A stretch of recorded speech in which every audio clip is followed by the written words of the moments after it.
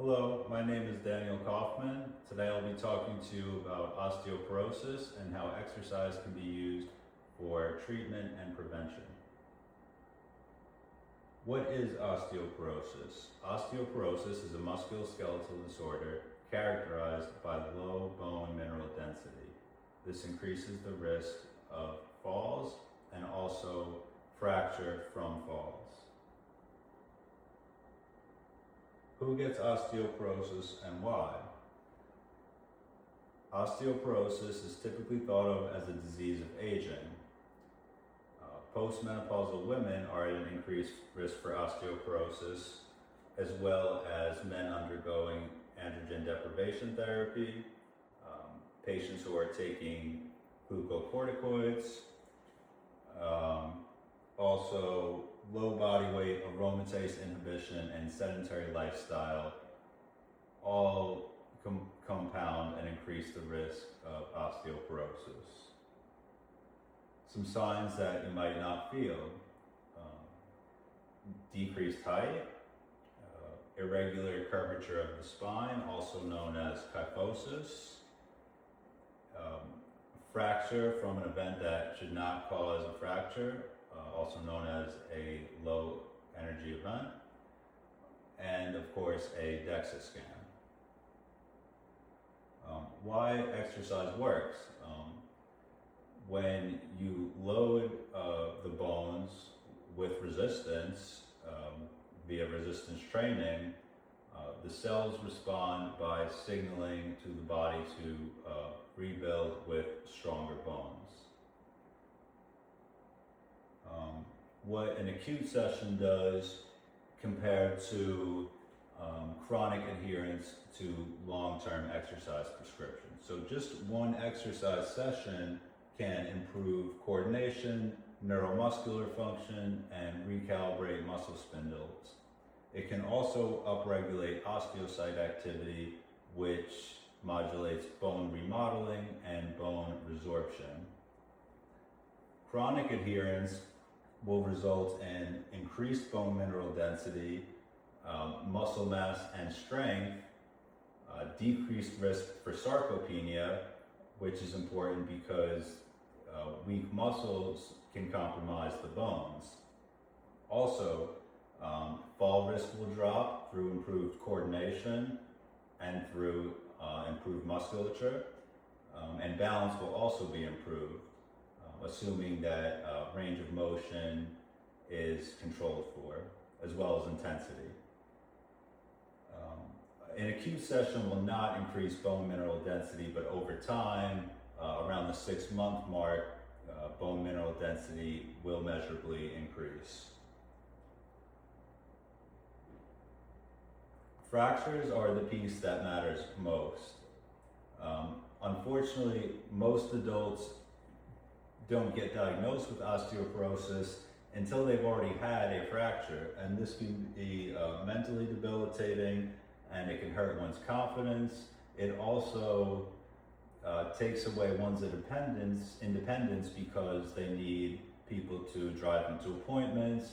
They may even need help getting out of bed, showering, activities of daily living, and it directly dampens their longevity because we use our bones and muscles to absorb and partition nutrients, and compromised bones can hurt our ability to utilize nutrients and maintain a strong musculoskeletal frame.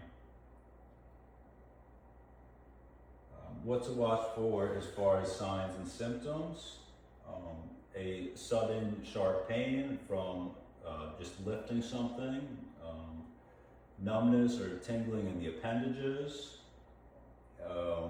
fall from standing height, and just like loss of balance and coordination. Some medications and potential contraindications to watch for are bisphosphonates. They reduce bone resorption, but they don't upregulate bone remodeling, and over time this imbalance can actually further compromise the bones. Certain diuretics, like thiazide diuretics, can cause acute orthostatic hypotension. So as a clinical exercise physiologist, you just need to watch for that, because somebody could go hypo just from standing up. Also, calcium and vitamin D should be checked via lab work, because deficiency in either or both of those can be contraindications for even engaging in exercise. So that's something we'd like to optimize before even putting someone through an exercise prescription. Also, of course, glucocorticoids like cortisone and prednisone, over time from chronic use, they can actually cause osteoporosis and actually weaken the body's response to exercise through downregulation of muscle protein synthesis, because they are catabolic steroids by nature. A conversation really worth having, preferably with an endocrinologist, is the current state of one's hormones. So hormones like growth hormone, estrogen, and testosterone heavily affect our muscle and bone health.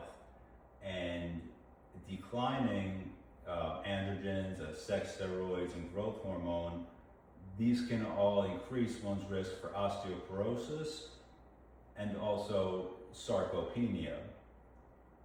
So when we have a patient who's looking to prevent osteoporosis or treat osteoporosis through exercise, we really want to make sure the endocrine system is optimized and in range so that the body can properly respond to different modalities like resistance training, functional training, balance, gait speed.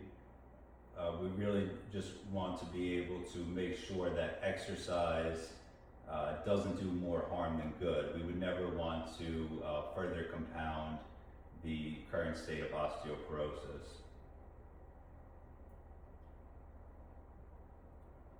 So as far as specific exercise design and prescription, I'm a fan of the FIT-VP protocol, which comes right from the clinical exercise physiology literature. The acronym is spelled out. It's a frequency, intensity, time, type, volume, and progression. So for frequency, we want to be doing resistance training 2 to 3 times per week. Balance work is shorter, and so we're going to encourage that every day. And then weight-bearing aerobic activities 3 to 5 times per week, and this will vary per patient. And like for example, some patients might be doing 3 days of resistance training, 3 days of aerobic activity, with balance work as a warm-up or a cool down.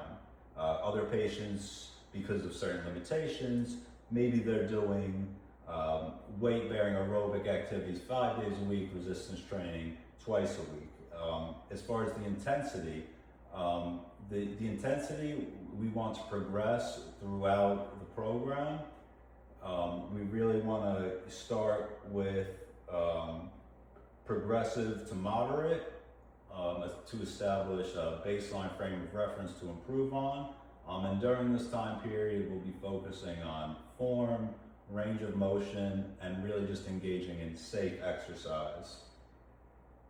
As we get into the 2 to 3 month time period especially, we will be looking to up the intensity and to get a greater return of investment. The time will vary per session and per modality. So resistance training, we're going to be at the upper range of time. We're going to need 40 minutes, maybe even a little more for the resistance training sessions. And then the balance work, that might be only 20 minutes, and then the aerobic activity will probably be around a half hour. The type, we're going to be using compound resistance training. We'll be in the gym using machines, dumbbells, squat racks, Really just the basics, bread and butter of resistance training safely. As far as weight bearing aerobic, again, we're going to keep it simple: walking, hiking, maybe with a weighted vest or an incline on the treadmill, some farmer's walks. And then as far as the balance and posture work, we really want to be working with a physical therapist to really do that safely, and also to really be able to safely challenge the patients in a way that will strengthen the bones and also improve the patient's ability to engage in resistance training and benefit from it.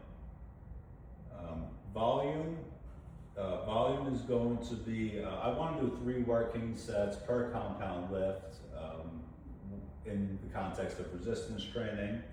And I'd like to do 6 to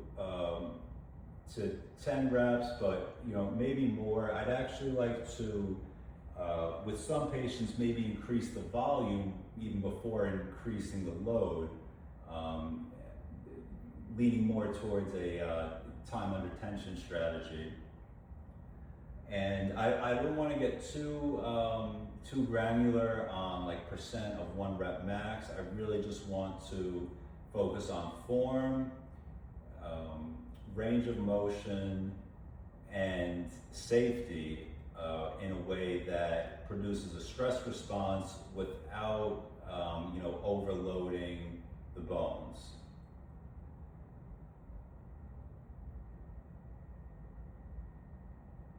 Progression, well, we're going to be doing progressive overload in regard to resistance training, and we're going to be, again, because patients are going to have pre-existing osteoporosis, I would like to maybe actually gear more towards increasing volume to a certain extent before increasing weights, while also increasing intensity. And this may be through shortened rest or even active rest in between sets to really get back to that time under tension.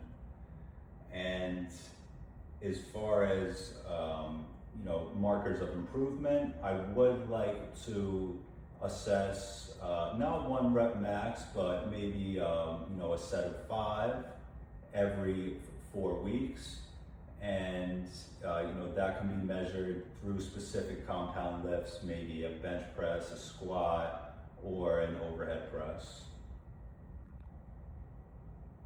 As far as exercise modality and what to prioritize and what to avoid, especially early on while we're really just working with people who are deconditioned, we want to avoid heavy loading of the spine.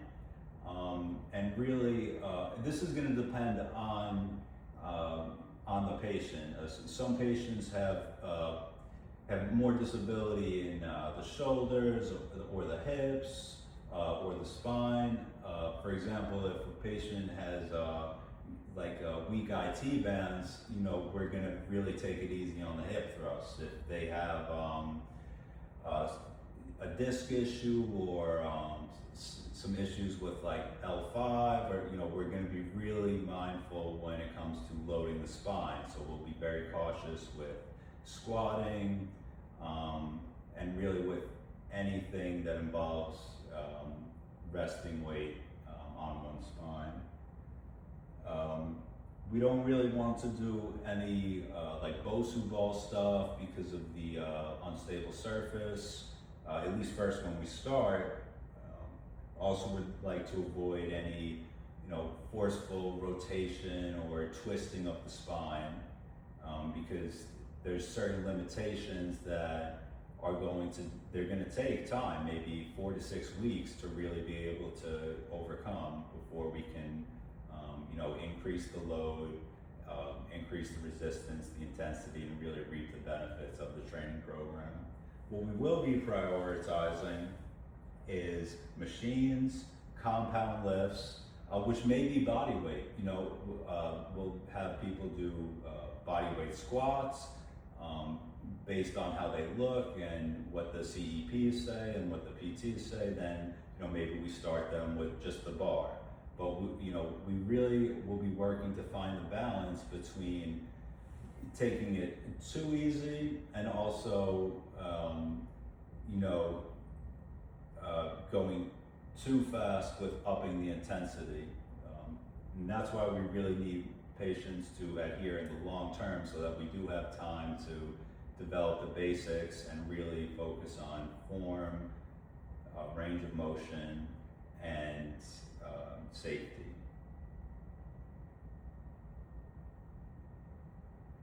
Expectations and self-monitoring. So in the first 2 to 6 weeks, again, we're just doing balance, coordination, and form. We're not really looking at hit numbers or even produce measurable benefits. We're really just getting people accustomed to the training modalities. Now at 6 to 12 weeks, that's when we're going to start looking for strength gains and also just like intrinsic motivation and self-efficacy. At 6 to 12 weeks, we really want patients to feel that they're capable of adhering in the long term, capable of adhering to these modalities, and of course, putting on muscle and then downstream of that, strengthening the bones and just putting the body in a better state to engage in and benefit from exercise. At 6 to 12 months, we will then implement the DEXA scan to measure bone mineral density, and especially at 12 months, that's when we'll be looking for measurable benefits from the exercise modalities. So now I'm going to pivot to Brock, who's going to act as a patient simulation. So Brock is going to ask me some questions. Brock is familiar with my project. I've already sent it, so I'm going to cue Brock now. Hi Brock, I just finished my presentation on exercise and osteoporosis, and now I'm going to cue you to act as the patient and just ask me some questions about my slides.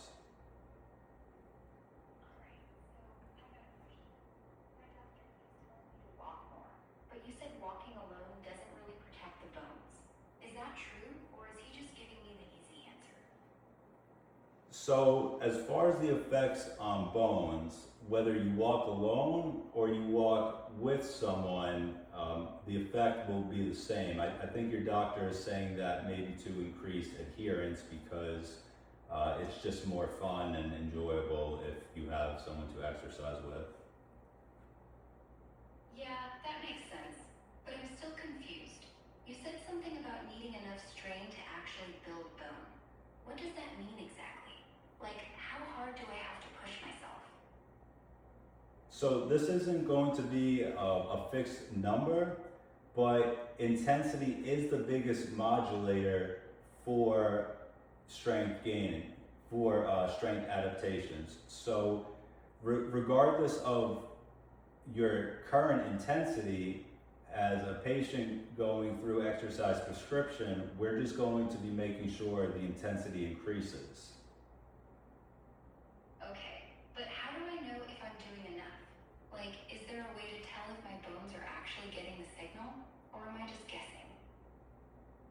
As far as doing enough, that's where clinical exercise physiologists come in.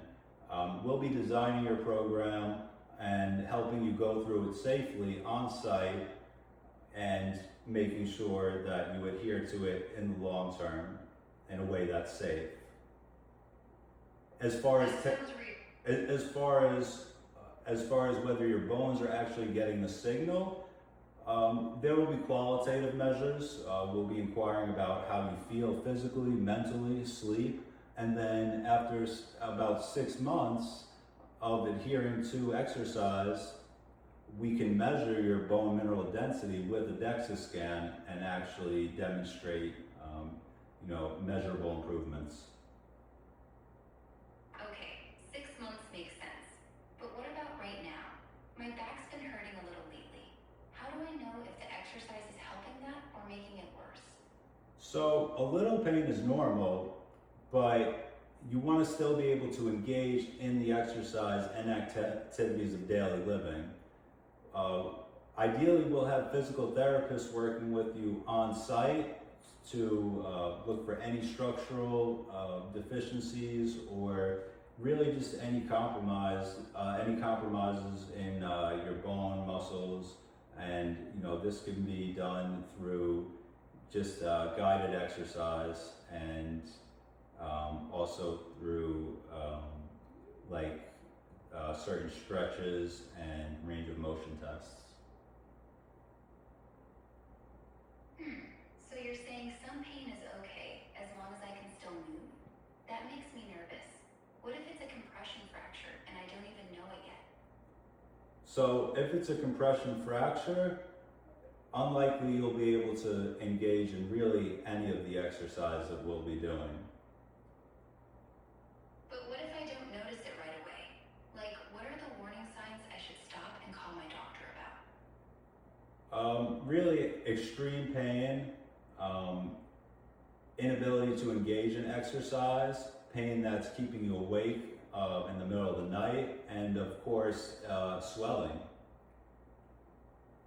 and limited range of motion. That helps.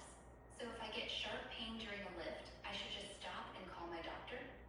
There'll be people with you there on site to be able to stretch you out and evaluate the extent of your injury and determine if further scans will be necessary. Okay, that makes me feel a little better. But here's another thing I'm worried about. I'm on a bisphosphonate. Does that change how hard I should be training? It doesn't change how hard you should be training, but it's something that your clinical exercise physiologist will he'll need to be made aware of.